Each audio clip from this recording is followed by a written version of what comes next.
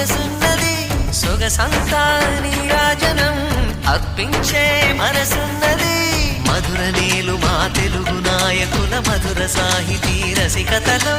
పట్టబొమ్మ తొడగొట్టి లేచిన తెలుగు వీరగణ చరితలలో